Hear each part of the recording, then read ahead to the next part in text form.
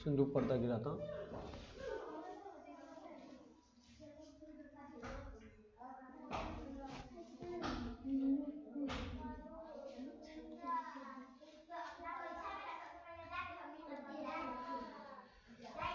Good morning student, M coaching centre Muzaffarpur में आप लोगों का स्वागत है। आज हम लोग कल जहाँ तक पढ़े थे उससे आगे पढ़ेंगे। फिजिक्स में हम लोग 2 चैप्टर देखे थे। पहला चैप्टर प्रकाश का परावर्तन, दूसरा अपवर्तन चैप्टर है। तो अपवर्तन का कल ही स्टार्ट हम लोग किए हैं, कुछ ज़्यादा नहीं हुआ। उससे आगे हम लोग देखते हैं। अपवर्तन में जब चर्चा किया जा रहा है तो हम लोग कल पढ़े थे कि गिलास में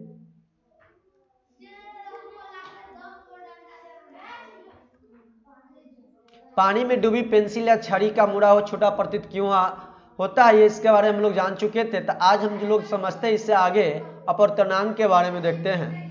तो अपवर्तनांक की बारे में चर्चा की जा रही है। तो अपवर्तनांक आपके एग्जाम में पूछा जाता है कि हीरा का अपवर्तनांक कितना है, हवा का अपवर्तनांक कितना है। अपवर्तनांक के बारे में देखते तो अपवर्तनांक की जब चर्चा की जा रही है हम लोग अपवर्तनांक के बारे में आज पढ़ेंगे।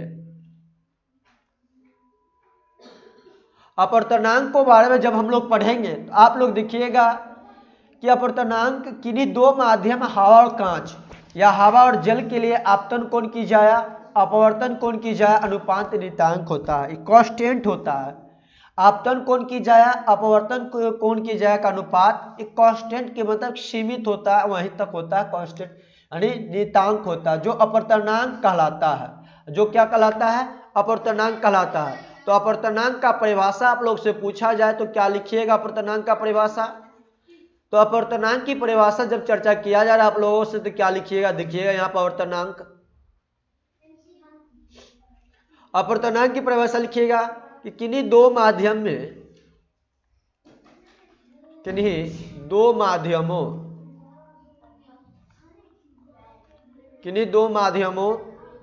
हवा और कांच, किसमें? हवा और कांच के लिए मान लेते हैं। कोई भी माध्यम हो, ये जरूरत नहीं कि हवा कांच ही होगा, कुछ भी हो सकता है। कोई भी 2 माध्यम, किन्हीं 2 माध्यमों के लिए आपतन कोण की जाया, आपतन कोण की जाया, आपतन कोण की जाया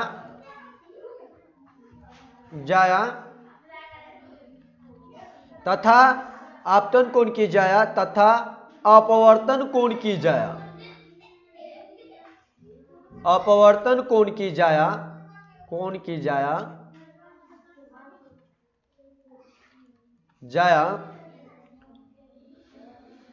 का अनुपात नियतांक होता है, का अनुपात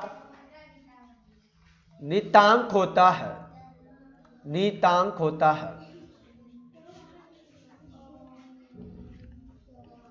उसे हम क्या कहते हैं? उसे हम अपवर्तनांक कहते हैं, उसे अपवर्तनांक कहते हैं, तनांक कहते हैं।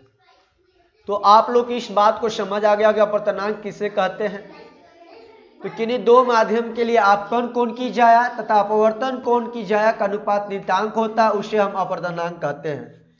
अपवर्तनांक को प्रायः म्यू अथवा न्यू से सूचित किया जाता है। अपवर्तनांक को हमेशा किससे? म्यू अथवा न्यू से सूचित किया जाता है। तो इस बात को ध्यान रखिएगा, इस पॉइंट को एक बात आप लोग ध्यान रखिएगा। म्यू कैसा लिखा जाता है? फिजिक्स में एक भाषा होती है, सभी सिंबल्स का एक नाम होता है, इस बात को ध्यान में रखिएगा। तो म्यू किसे कहते हैं? अपवर्तनांक को प्रायः म्यू, तो यू को लिखते हैं यू जैसा, इसे हम म्यू कहते हैं, म्यू, इसे म्यू कहा जाता है, इस बात को ध्यान रखिए। अथवा या न्यू, और न्यू कैसे का लिखा जाता है? तो देखिएगा न्यू लिखने की तरीका, भी को हम लिखते हैं अथवा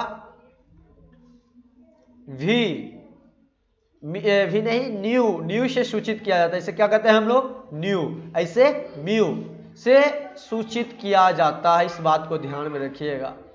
से सूचित किया जाता है, सूचित किया जाता है, सूचित किया जाता है। अब इस तक जान चुके हैं, सूचित किया जाता है इसे किससे? अपवर्तनांक में म्यू अथवा न्यू से सूचित किया जाता है। अब इसके बाद यदि प्रकाश की किरण यदि हवा से कांच में प्रवेश कर जाए, प्रकाश की किरण किससे? हवा से कांच में, प्रकाश की किरण जो होगा कहां से प्रवेश कर? हवा से कांच में प्रवेश कर जाती है। हवा से कांच में प्रवेश तो क्या हो जाती है? अपवर्तित हो जाती है। यदि हवा से आपतन कोण और कांच में परिवर्तन कोण आर हो तो अपवर्तनांक बराबर म्यू या भी equal to nu equal to क्या होता है, अपवर्तनांक बराबर। यह परिभाषा आपका पूछा जाता है ऑब्जेक्टिव क्वेश्चन में। साइन बटे, देखिए अपवर्तनांक इसे क्या, हम इसे क्या कहते हैं, म्यू कहते हैं। इसे क्या कहते हैं, या भी, इसे क्या कहते हैं, न्यू कहते हैं। इसके म्यू न्यू, इसे हम क्या, साइन आई बटे साइन आर। आपके एग्जाम में कम से कम 3 से 4 बार क्वेश्चन अभी तक पूछा जा चुका है अपवर्तनांक का साइन आई बटे साइन, को आप लोग ध्यान में रखिएगा। अब इसके बाद हम लोग चलते हैं इससे आगे। तो आप लोग पूछ ही चुकी अपवर्तनांक दो समान, जितने भी विशाल, सोनी, जो रानी, सुनैना, क्रिस, ये सब जो वीडियो देख रहे हैं, यदि आप लोगों को कहीं पर समझ ना आवे तो जरूर कमेंट आप लोग कीजिएगा। समझ तो आ जाता है, आप लोग जैसे पढ़ रहे थे तो उसी तरह से पढ़ाया जा रहा है। और किसी को कुछ भी प्रॉब्लम हो, कोई भी क्वेश्चन में डाउट हो तो आप लोग कमेंट कीजिएगा या मैसेज करके पूछ सकते हैं, कोई भी दिक्कत हो तो। हम लोग इससे आगे चलते हैं। अपवर्तनांक के दो समान राशियों का अनुपात होता है। अपवर्तनांक दो समान राशियों का क्या होता है, अनुपात है, इसलिए इसका कोई भी मात्रक नहीं होता है। अपवर्तनांक का कोई भी क्या होता है, मात्रक नहीं होता। क्यों नहीं होता है, इसका दो समान राशियों का अनुपात है, इसलिए इसका कोई भी मात्रक नहीं होता है। यह एक शुद्ध संख्या होता है। जो अपवर्तनांक होता है एकदम शुद्ध संख्या है, यह प्योर शुद्ध है। किसी पदार्थ का अपवर्तनांक आपतन कोण के मान पर निर्भर नहीं करता, बल्कि पदार्थ की प्रकृति और प्रकाश के रंग पर निर्भर करता है। तो एक बात को आप लोग ध्यान में रखिएगा कि किसी पदार्थ का पूछा जाए आप लोग से, अपवर्तनांक किस पर निर्भर करता है, आपतन कोण के मान पर निर्भर नहीं करता, बल्कि पदार्थ की प्रकृति तथा प्रकाश के रंग पर निर्भर करता है। इस पॉइंट को आप लोग नोट डाउन कर लीजिएगा कि प्रकाश, किसी पदार्थ का, किसी पदार्थ का अपवर्तनांक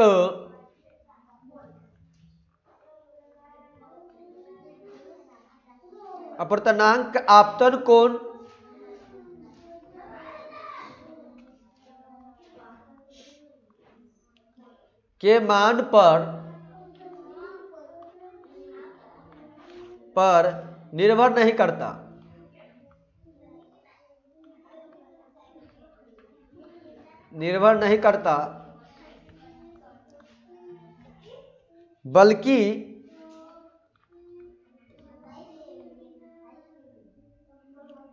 मान पर निर्भर नहीं करता, बल्कि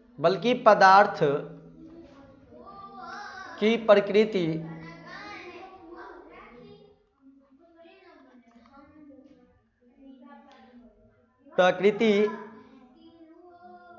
प्रकृति और प्रकाश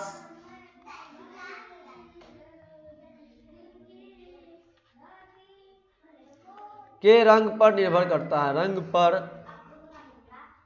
निर्भर करता है, निर्भर करता है। तो आप लोग समझ चुके हैं, किसी पदार्थ का अपवर्तनांक आपतन कोण के मान पर निर्भर नहीं करता है, बल्कि पदार्थ की प्रकृति और प्रकाश के रंग पर निर्भर करता है। हम कुछ ऐसा चीज का लेते हैं, आपके एग्जाम में यहां से पूछा जाएगा क्वेश्चन। एक क्वेश्चन पका रहेगा, 10-16 पॉइंट को आप लोग को याद करना होगा, 17 को, उसमें से एक क्वेश्चन आप लोग का पूछा जा सकता है। इस बात को ध्यान में रखिएगा। पूछा जाएगा हीरा का अपवर्तनांक कितना है, बर्फ का अपवर्तनांक कितना होता है, पानी का अपवर्तनांक कितना होता है, अल्कोहल का अपवर्तनांक कितना होता है, ये सब आपका पूछा जाता है। तो आप लोग लिखते चलिएगा। यहाँ पर देखिएगा, तो हीरा का हवा का अपवर्तनांक की चर्चा किया जाए तो हवा का अपवर्तनांक होता है 1.003 होता है। हवा का अपवर्तनांक कितना होता है, 1.003 होता है। हीरा बर्फ का अपवर्तनांक की चर्चा किया जाए तो बर्फ का अपवर्तनांक कितना होता है, 1.31 होता है। बर्फ के बाद हम पानी की चर्चा करें तो पानी का अपवर्तनांक कितना होता है, 1.33 होता है। आपका 1 नंबर, 2 नंबर, 3 नंबर हुआ। ये सब आपको याद करने की चीज है, लिखते चलना सब। 4 नंबर आप लोग देखिएगा, 4 नंबर में दिया गया एल्कोहल। एल्कोहल का अपवर्तनांक क्या होता है, एल्कोहल का अपवर्तनांक, अल्कोहल या एल्कोहल लिखो। एल्कोहल का अपवर्तनांक होता है 1.36। 5 नंबर हम लोग देखेंगे केरोसिन का अपवर्तनांक की चर्चा किया जा रहा है। तो केरोसिन का अपवर्तनांक की जब चर्चा किया जा रहा है तो केरोसिन का क्या हो जाएगा आप लोगों का 1.47 होता है। 6 नंबर में आप लोग ध्यान रखिएगा बेंजीन का अपवर्तनांक क्या होता है। तो बेंजीन का आपको 1.50 होता है। 1.50 बेंजीन का होता है। आप लोग इसके बाद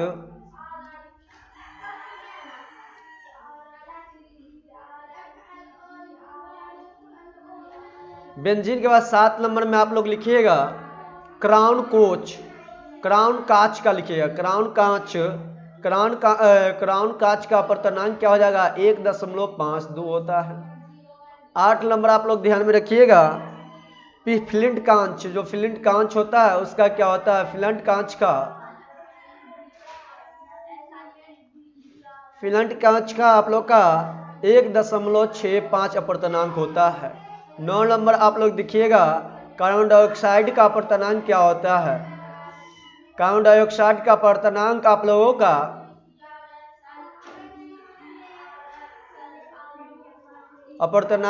कितना हो जाएगा 1.63 हो जाएगा। ये सब आपको याद करना होगा, इस बात को ध्यान में रखिएगा। हीरा का अपवर्तनांक कितना होता है आपके एग्जाम में पूछेगा एक क्वेश्चन यहाँ से 2.42 होता है। और संगलित क्वार्टज का अपवर्तनांक कितना होता है 1.46 होता है। 12 नंबर आप लोग देखिएगा ध्यान से, हाँ अपवर्तनांक आपको 2.42। टारपीन का तेल का अपवर्तनांक आप लोग का पूछा जाए कितना होता है टारपीन का तेल का अपवर्तनांक, तो इस बात को ध्यान में रखिएगा टारपीन का तेल का अपवर्तनांक 1.47 होता है। 13 नंबर आप लोग ध्यान में रखिएगा कनाडा बालसम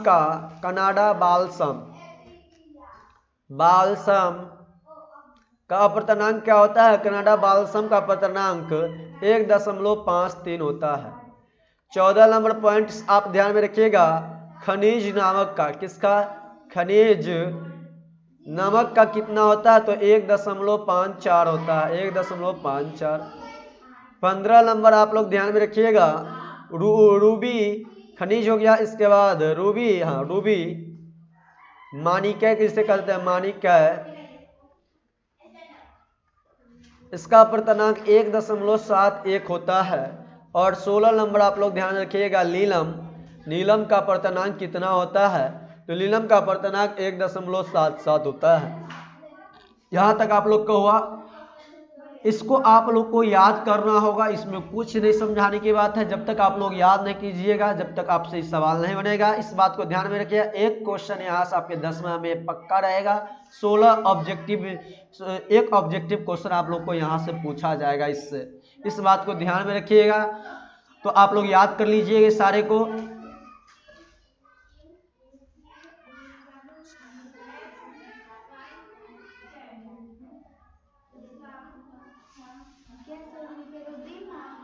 नीलम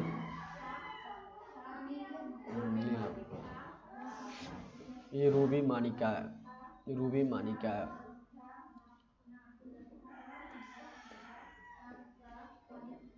अब हम लोग चर्चा करते हैं इससे आगे। तो इससे आगे जब चर्चा कर रहे हैं तो आप लोग देखिएगा अपवर्तनांक को अनेक रूप से परिभाषित किया गया। जो अपवर्तनांक है इसे बहुत तरीका से अनेक रूप से परिभाषित किया है। तो लिख सकते हैं हम लोग यहाँ पर अपवर्तनांक को अनेक रूपों से परिभाषित किए। अपवर्तनांक को क्या किया है अनेक रूपों में परिभाषित किए हैं। अपवर्तनांक को अनेक रूप से परिभाषित किए हैं। अनेक रूपों से रूप में परिभाषित किया जाता है।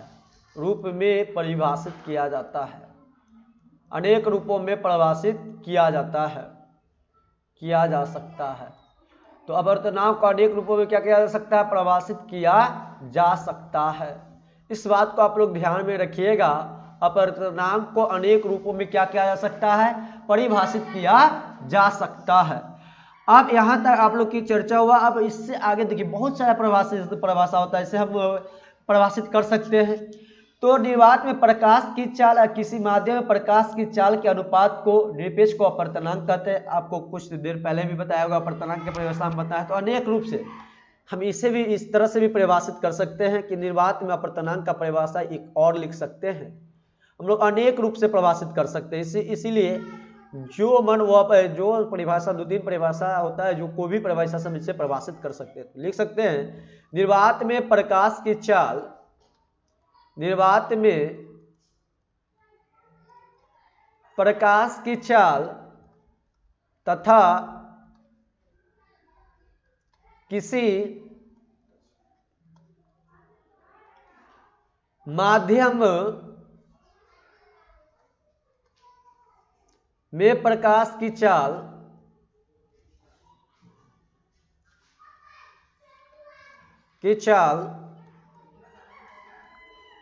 के अनुपात को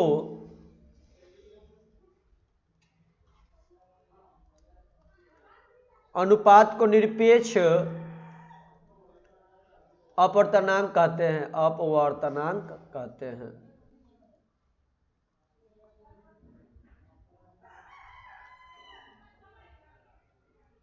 कहते हैं। इसे पराया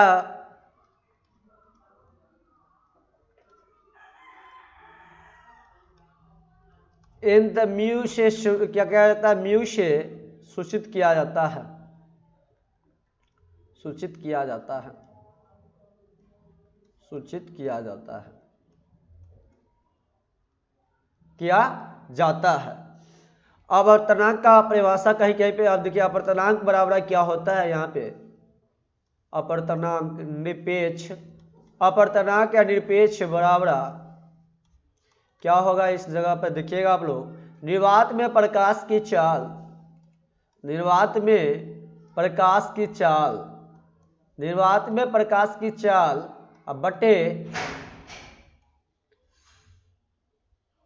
बटे किसी माध्यम में प्रकाश की चाल, किसी माध्यम में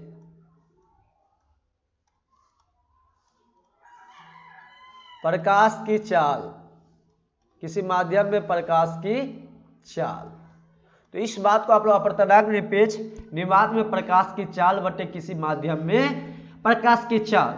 तो अपवर्तनांक को बहुत सारे रूप में परिभाषित किया जा सकता है। अपवर्तनांक क्या हो गया, निर्वात में प्रकाश की चाल तथा किसी माध्यम में, किसको भी माध्यम में प्रकाश की चाल के अनुपात को हम क्या कहते हैं, निरपेक्ष अपवर्तनांक कहते हैं। इसे प्रायः हम म्यू से सूचित किया जा सकता है। अपवर्तनांक निरपेक्ष बराबर क्या हो जाता है, निर्वात में प्रकाश की चाल बटे क्या हो जाता है, किसी माध्यम में प्रकाश की चाल होता है। इस बात को आप लोग ध्यान में रखिएगा, आपके एग्जाम के लेकर बहुत ही इंपॉर्टेंट होती है इस बात को। अरे हम लोग निर्वात में जब प्रकाश की चाल, जब निर्वात किस में, निर्वात में प्रकाश की चाल किसी माध्यम से प्रकाश की चाल के अनुपात को निरपेक्ष अपवर्तनांक कहते हैं। और इसे प्रायः म्यू से सूचित किया जाता है। अपवर्तनांक निरपेक्ष बराबर हो जाता है निर्वात में प्रकाश की चाल अब बटे किसी माध्यम में प्रकाश की चाल हो जाता है। अब इससे आगे आप लोग देखिएगा, हम लोग देखते हैं इससे आगे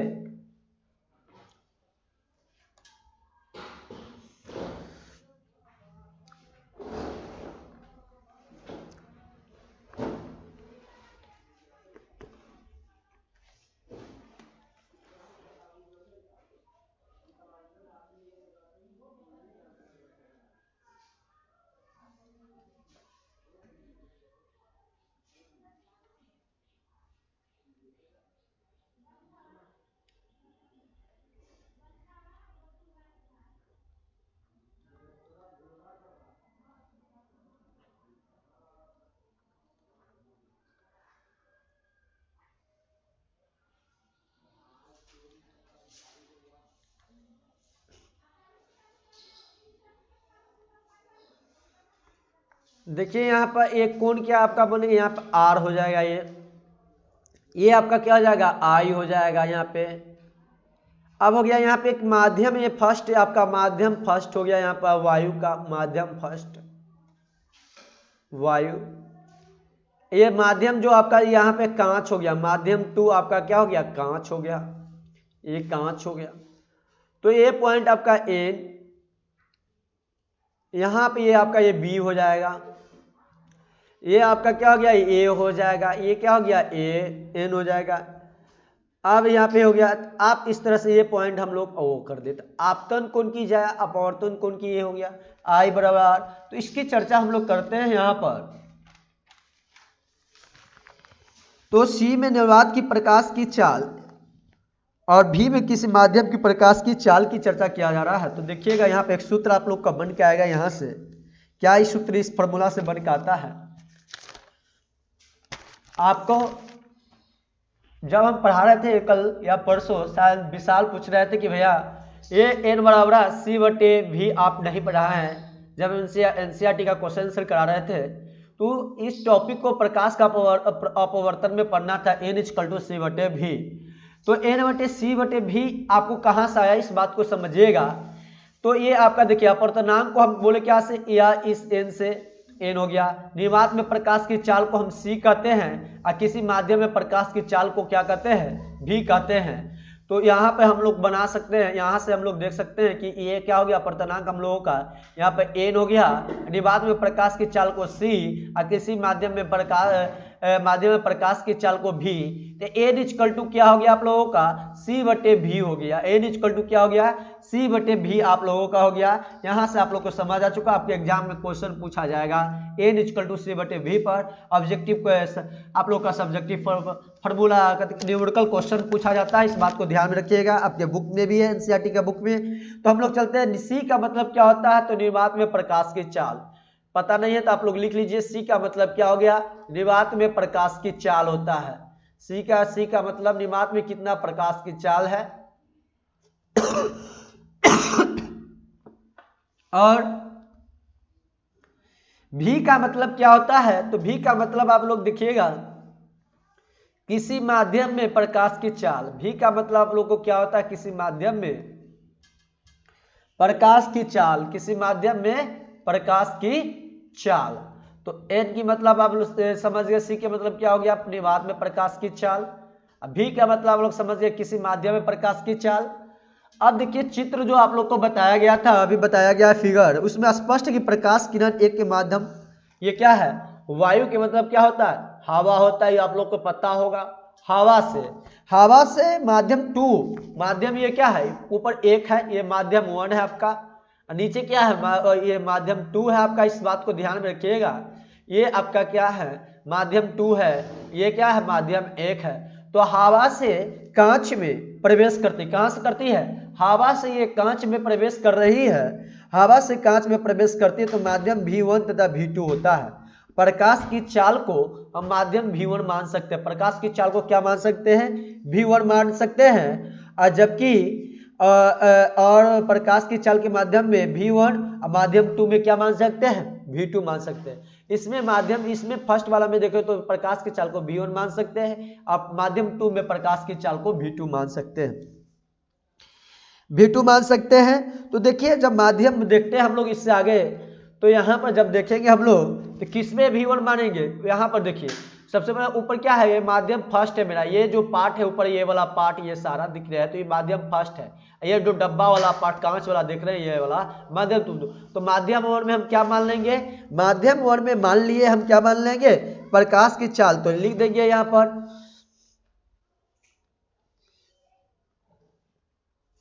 आप लोग इसको इतना ही तक दे दीजिए। हम लोग एक क्वेश्चन पे आते हैं, क्वेश्चन से या अपवर्तनांक आप लोग एक नोट कीजिएगा, नोट बराबर लिखिएगा, नोट अपवर्तनांक को गहराई संदर्भ में भी, अपवर्तनांक को हम, अपवर्तनांक को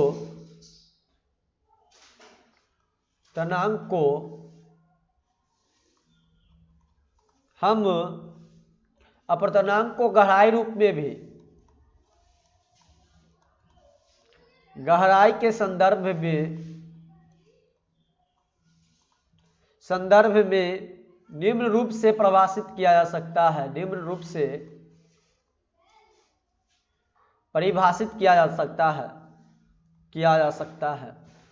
अपवर्तनांक को हम किस रूप में भी परिभाषित किया जा सकता है, गहराई के रूप संदर्भ में भी परिभाषित किया जा सकता है, इस बात को आप लोग ध्यान में रखिएगा। आपके एग्जाम के लेकर ये आप लोग हम पहले ही आप लोगों को बता दिए कि अपर्तनांक को हम कई रूपों में परिभाषित किया जा सकता है, बहुत सारे रूप में परिभाषित किया जा सकता है। तो अपर्तनांक को गहराई के संदर्भ में भी निम्न रूप से परिभाषित किया जा सकता है। तो अपर्तनांक बराबर क्या होता है, इस बात को ध्यान रखिएगा। अपर्तनांक बराबर आप लोगों के लिए वास्तविक की गहराई बटे क्या हो जाएगा, वास्तविक गहराई बटे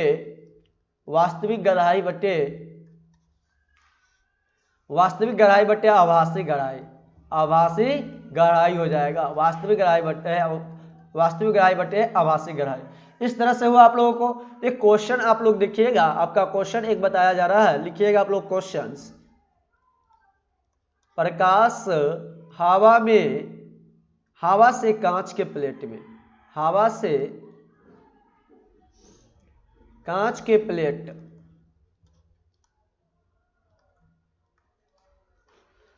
में प्रवेश करती है, जिसका अपवर्तनांक डेढ़ है। कांच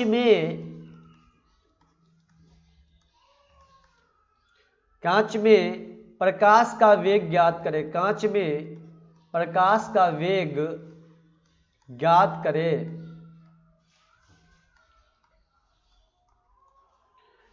यदि हवा का वेग 3 × 10⁸ मीटर प्रति सेकेंड है। आप लोग क्वेश्चन को उतारिए। इससे पहले हम लोग क्या देखेंगे, क्वेश्चन में हमें क्या खोजना होगा, प्रकाश में हवा से कांच के प्लेट में प्रवेश करती, जिसका अपर्तनांक दिया गया है। अपर्तनांक कितना दिया गया है आप लोगों को, यहाँ पर एन कितना 1.5 दिया गया, तो 1.5 लिख दीजिए यहाँ पर आप लोग। सबसे पहले तो एन बराबर कितना हो गया आप लोगों का, 1.5 हो गया। कितना हो गया, 1.5। जब एन का मान आप लोगों को यहाँ पे 1.5 हो गया, तो देखिएगा एन बराबर कितना 1.5, 1.5, ठीक ना। आप लोग को अपर्तनांक दिया, कांच में प्रकाश का वेग ज्ञात करना। क्या ज्ञात करना, प्रकाश का वेग दिया गया है। किसका वेग, हवा का वेग दिया गया है। हवा के वेग को हम क्या कहते हैं, भी कहते हैं, क्या सी कहते हैं। तो सी यहाँ पे क्या जाएगा, यहाँ पे हम लोग को सी दिया गया है, एन इक्वल टू। अब देखिए तो सी बराबर क्या जाएगा, यहाँ पर लिखे ना, सी बराबर क्या, निवात में प्रकाश की चाल लिखे ना, निवात में प्रकाश की चाल। और सी कहाँ पे होता है आप लोग, ये ऊपर वाला होता है निवात में प्रकाश की चाल। और निवात में प्रकाश की चाल की जब चर्चा किया जाए तो यहाँ पर आप लोग देखिएगा, यहाँ पर हम लोग देखें तो ऊपर माध्यम 1 वाला क्या होता है, निर्वात में प्रकाश की चाल होता है। इस बात को ध्यान में रखिएगा आप लोग। देखिए यहाँ पर सबसे पहले हम लोग क्या करते हैं, तो यहाँ पर क्या हो गया, सी का मतलब कितना है हम लोगों का आ गया 3 × 10⁸ मीटर प्रति सेकेंड। ये आपका क्वेश्चन एनसीईआरटी का बुक में दिया गया है। एक्सरसाइज आपका पेज नंबर आप लोगों को शायद से 100 लास्ट में ही दिया गया आप लोग का, जब फिजिक्स एक्सरसाइज पहले शुरू होने से पहले दिया गया है। अब देखिएगा सी इक्वल टू 3 × 10⁸ मीटर प्रति सेकेंड होता है। अब इसके बाद क्या करते हैं, हम जानते हैं कि सूत्र अभी आपको लिखा है, आप लोगों को बताया है कि हम जानते हैं कि एन इक्वल टू, हम जानते हैं कि एन इक्वल टू क्या होता है, एन इक्वल टू C/V होता है भाई। भी में क्या था, कांच में प्रकाश का वेग। तो देखिए एन का मान कितना आया था हम लोगों को, क्वेश्चन में कितना दिया गया, एन का मान यहाँ पर दिया गया 1.5। यहाँ कितना लिख देंगे, एन के नीचे कितना लिख देंगे, 1.5 लिख दिए। सी कितना दिया गया, यहाँ पर देखिए सी दिया गया है, सी हम देखते हैं हम लोग, सी यहाँ पे सी कितना दिया गया है, सी दिया है 3 × 10⁸ मीटर प्रति सेकेंड। तो आप यहाँ लिख दीजिए 3 × 10⁸, ठीक ना। अब बटे भी नहीं दिया गया तो भी लिख देंगे। यहाँ से आपको तिरछी गुना करना होगा, नहीं तो कैचिया गुना आप सीखे होंगे पहले से, तिरछी गुना या कैचिया गुना करेंगे। 1.5 में कितना से गुना करेंगे, भी से। अब बराबर 1 में कितना से गुना करेंगे, 3 × 10⁸ मीटर प्रति सेकेंड करेंगे गुना। जब कर देंगे तो यहाँ कितना आ जाएगा, 1.5 भी, 1.5 भी इक्वल टू कितना आ जाएगा, 3 × 10⁸ मीटर प्रति सेकेंड हो जाएगा यहाँ पे। अब जब यहाँ पे इतना आपका आया तो यहाँ पे जब देखिए आप लोग देखिएगा, आप काट भाग दे देंगे तो v इक्वल टू क्या होगा, आप लोग देखिएगा 3 × 10⁸ मीटर प्रति सेकेंड बटे क्या हो जाएगा, 1.5 हो जाएगा। जब 1.5 हुआ तो क्या कीजिएगा, 1.5 दूनी 3 हो जाएगा, तो v इक्वल टू क्या हो जाएगा, 2 × 10⁸ मीटर प्रति सेकेंड होगा। 2 × 10⁸ मीटर प्रति सेकेंड हम लोग का आंसर हुआ। इस तरह से आप लोग का सवाल बनेगा। सवाल था, आप लोग को घर से सवाल बना के दिखाना है। यदि कल नहीं बनेगा तो फिर घर से बना के लाना। कुछ सवाल दे देते हैं, जो ऑनलाइन भी देख रहे हैं उन लोगों को भी बनाइएगा, बन जाएगा सवाल। दे रहा है अभी सवाल, आप लोग सवाल नोट डाउन कर लीजिएगा। जितने भी स्टूडेंट हैं पुराना वो लोग भी दिखिएगा, ऑफलाइन वाले जितने भी स्टूडेंट हैं देख रहे होंगे तो आप लोग सोनी ज्योति, सोनी रानी और गति विशाल क्रिएश सुनैना, ये लोग जो देख रहे होंगे तो आप लोग जरूर बनाइएगा सवाल को और बनाकर भेजिएगा, हम चेक कर देंगे आप लोगों का सवाल। तो आगे हम देखते हैं 1.5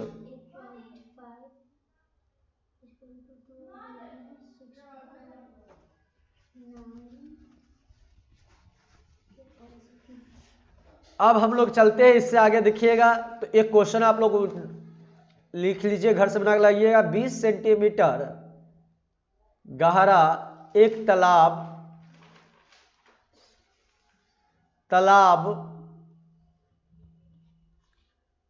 जल से भरा है, जल से भरा है।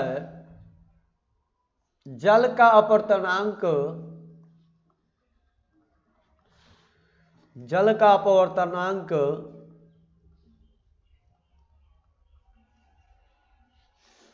4/3 है तथा तालाब की आभासी गहराई ज्ञात करे। आभासी गहराई ज्ञात करे, गहराई ज्ञात करे। यदि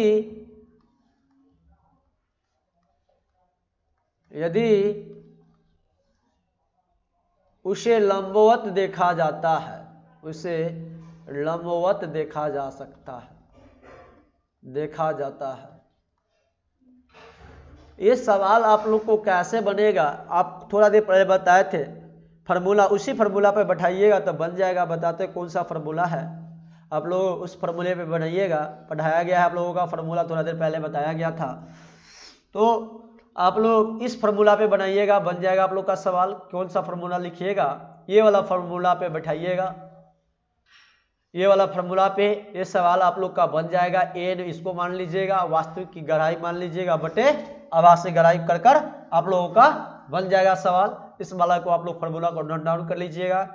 इस सवाल को इस जगह बैठाते हैं तो आप लोग का सवाल बन जाएगा। या हम लिख देते हैं आप लोगों को फार्मूला, यहाँ पे इस फार्मूला को बैठाइएगा, आप लोग का सवाल बनेगा। अपवर्तनांक बराबर क्या होता है फार्मूला, अपवर्तनांक बराबर क्या आ जाएगा, यहाँ पर वास्तविक गहराई बटे क्या कर दीजिएगा, वास्तविक गहराई बटे आभासी गहराई, वास्तविक गहराई बटे आभासी गहराई, आभासी गहराई। इसी फार्मूला आप बैठाकर बन जाएगा आप लोग का सवाल। ये तो ये क्वेश्चन था आप लोगों के लिए घर से बना के लाने के लिए। इससे आगे देखते हैं हम लोग।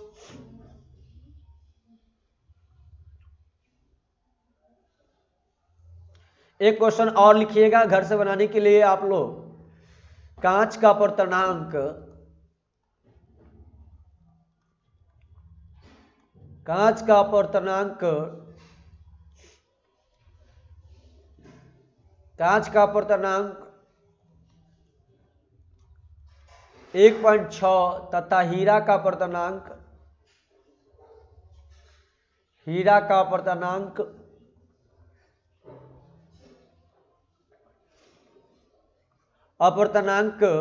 2.4 है, 4 है। कांच के सापेक्ष, कांच के सापेक्ष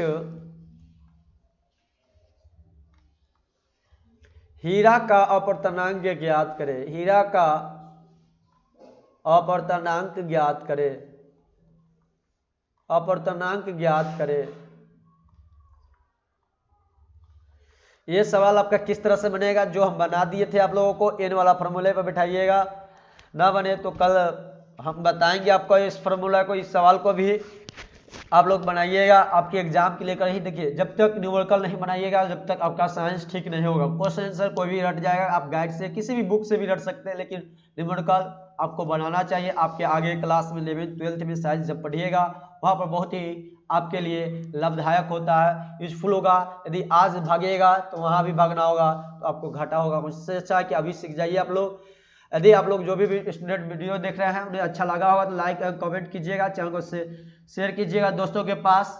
यदि किसी को नोट्स चाहिए तो आप लोग व्हाट्सएप ग्रुप पर जुड़ जाइएगा वहाँ से। नहीं तो आप लोगों के पास नंबर नहीं है तो नंबर नोट डाउन कर लीजिएगा, इस नंबर पे मैसेज कीजिएगा, आपको ग्रुप में जोड़ दिया जाएगा, वहाँ पे आप लोगों को नोट्स दे दिया जाएगा। और जितने भी स्टूडेंट देख रहे हैं हमारे ऑफलाइन वाले, वो लोग अपना जो भी बनाए होंगे आज वह व्हाट्सएप में पर सेंड कीजिएगा, कॉपी फोटो खींचकर उसको चेक करके आप लोग को भेज दिया जाएगा यहाँ से। फिर आपको शाम में आपको मैथ का वीडियो मिलेगा और हिंदी का क्वेश्चन आंसर का आप लोगों को वीडियो मिलेगा।